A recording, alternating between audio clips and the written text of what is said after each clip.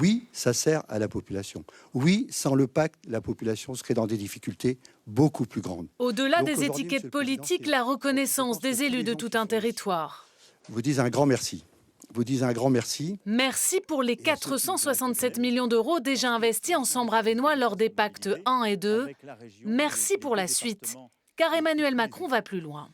Pour moi, ce qu'on doit faire, c'est d'abord consolider l'acquis et continuer le travail. Il y a sans doute deux sillons qu'il faut creuser encore plus fort. C'est la santé et la sécurité. Pacte 3 donc, un engagement de l'État de près de 300 millions d'euros. Dans une interview donnée à La Voix du Nord, Emmanuel Macron dit vouloir offrir le droit à la vie tranquille à la Sambre-Avesnois.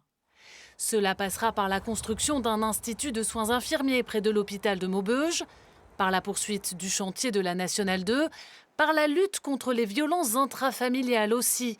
Aumont a vécu le premier féminicide de l'année en France. En Sambre-Avesnois, il y a urgence.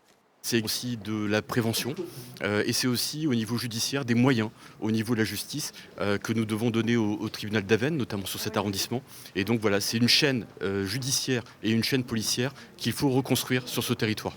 L'emploi, autre enjeu majeur en Sambre-Avesnois. Les 2 premiers pactes ont permis de faire reculer le chômage, 15 000 postes déjà créés. Dans cette usine Framatome de Maubeuge, 400 le seront dans les 4 prochaines années. C'est des formations à la carte. Quand tout le monde s'y met, vous savez quoi, ça marche mieux. Et puis il y a tous les oiseaux de mauvais augure qui aimeraient bien que ça aille mal, qui ce soir avaient rien à dire, quoi. Parce que ça va un peu mieux dans ce territoire. Il y a le chômage calculé, 4 points, plus que la moyenne nationale, mais il y a encore beaucoup de boulot. Est-ce que vous dites merci au président de la République ?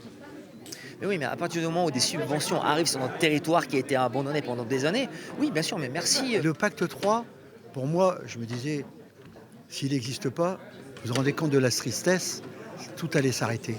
Tout va finalement continuer. Ce pacte 3 sera officialisé par le ministre de l'Aménagement du Territoire, François Rebsamen, annoncé prochainement.